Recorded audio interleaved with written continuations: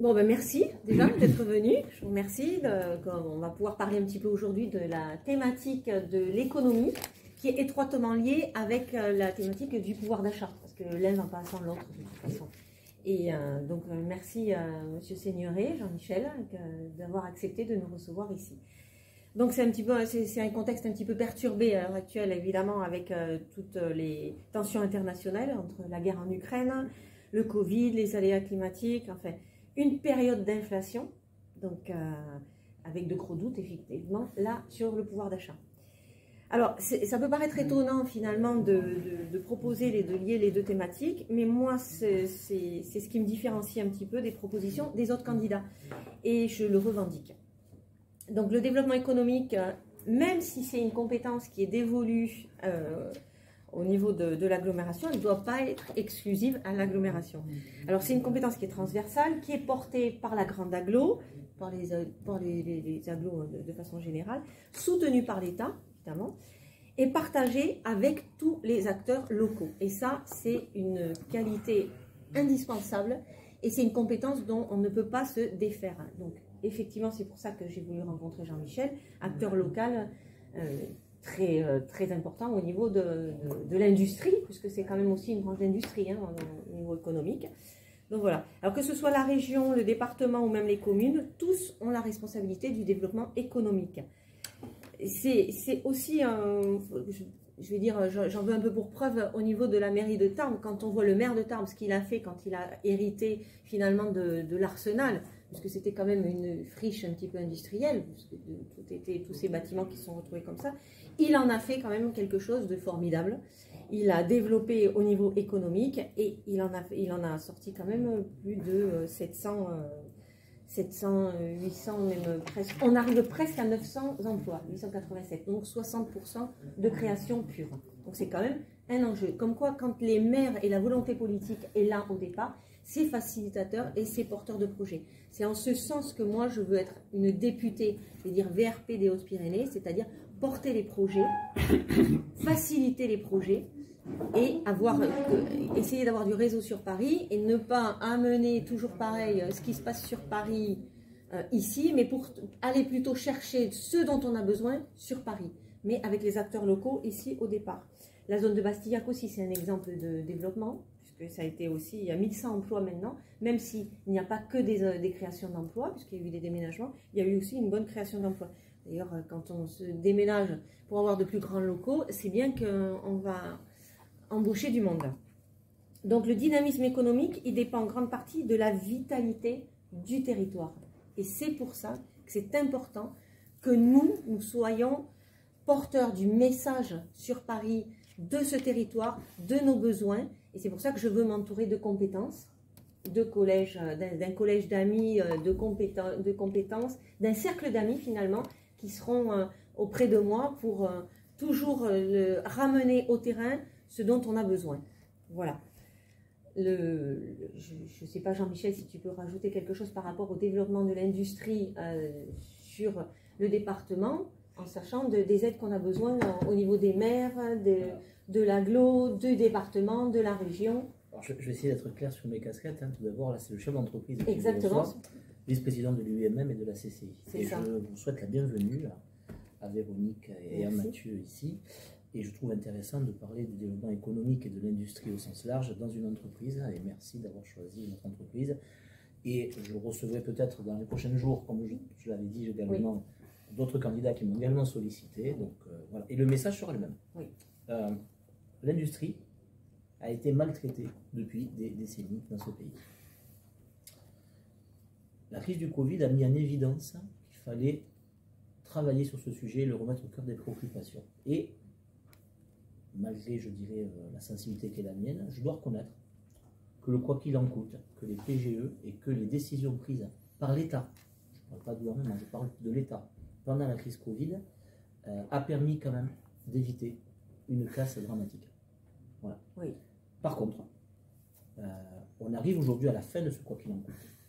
Les entreprises aujourd'hui font face à un mur de trésorerie très important, qui est le remboursement des PGE, le prêt garanti par l'État, qui est porté par les banques. C'est-à-dire que dans le quoi qu'il en coûte, les PGE ne sont pas compris dedans, puisque ce sont les banques qui ont financé, non pas l'État.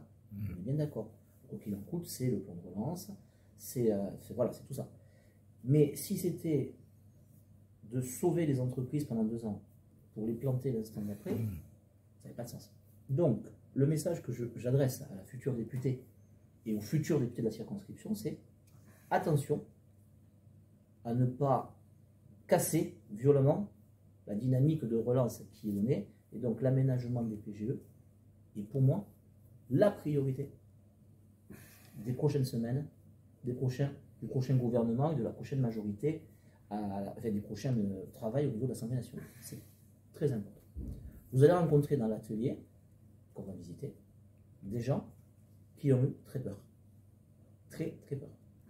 Quand dans le secteur aéronautique, il n'y a plus un avion qui décolle, que dans le secteur, le chiffre d'affaires est divisé en 2, sans aucune perspective de redémarrage, et qu'en parallèle, on se situe aux portes du bassin lourdé pour un couple qui vit sur ce territoire-là, c'est pas anxiogène, c'est dramatique. Aujourd'hui, les choses redémarrent. On est en phase de croissance, problématique de main-d'œuvre, matières premières, parce que bon, ça n'arrange pas la crise ukrainienne derrière, hein. Mais l'activité repart. Mais attention que le redémarrage et le BFR lié à ce redémarrage d'activité ne soit pas explosé par un remboursement trop fort des aides qui sont venues, portées toujours par les banques, pas par l'État. L'État doit continuer de pousser la garantie pour permettre aux entreprises de redémarrer tranquillement. C'est un message là qui est porté unanimement par tous les acteurs économiques, que ce soit les chambres syndicales, les CCI, ou même les organisations syndicales elles-mêmes. Voilà.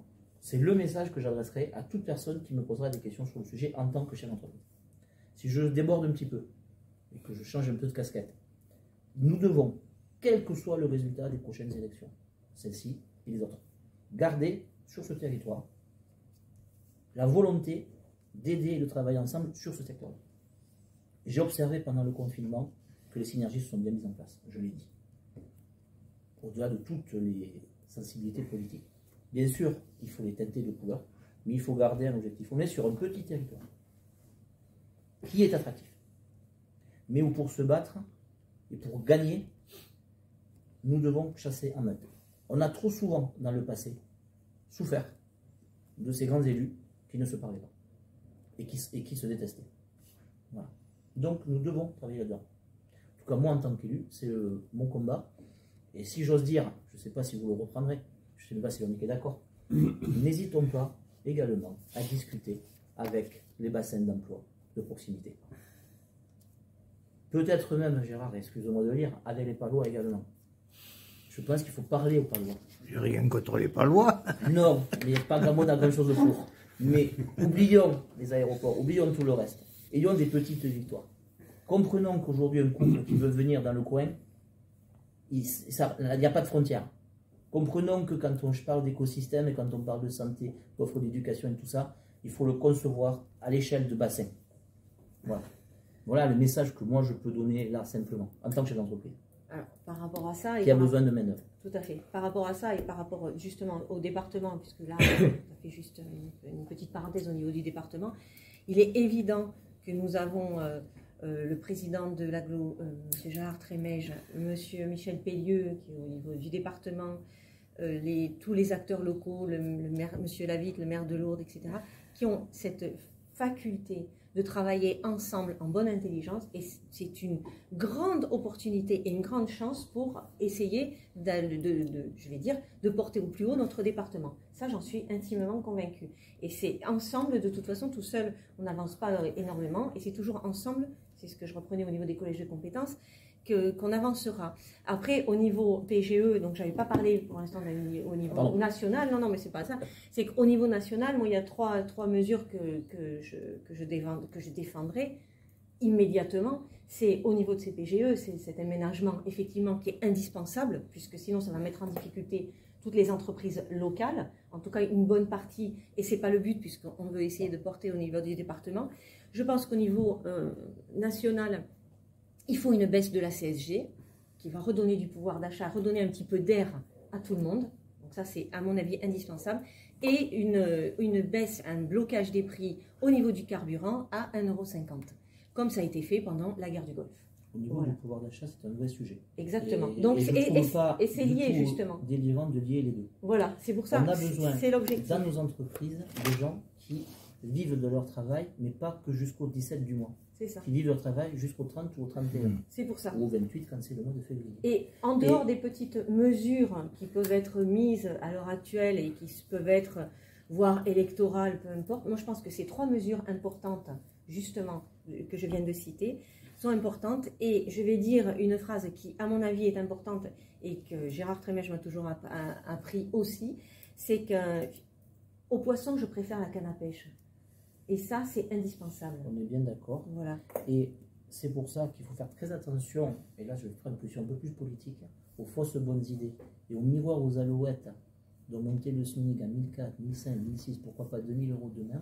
Ça pète une grille salariale et ça fout les entreprises du jour au lendemain en grève et en arrêt de travail. Parce que toute la grille salariale devra suivre derrière. Et là, aujourd'hui, les entreprises n'en ont pas les moyens. Donc, attention aux fausses bonnes idées. Aidons à alléger le coût du travail. Aidons à ce qu'une heure vendue soit moins chère en France qu'ailleurs. Et attention aux fausses bonnes idées et aux mesures à l'emporte-pièce pour des raisons électoralistes là-dessus.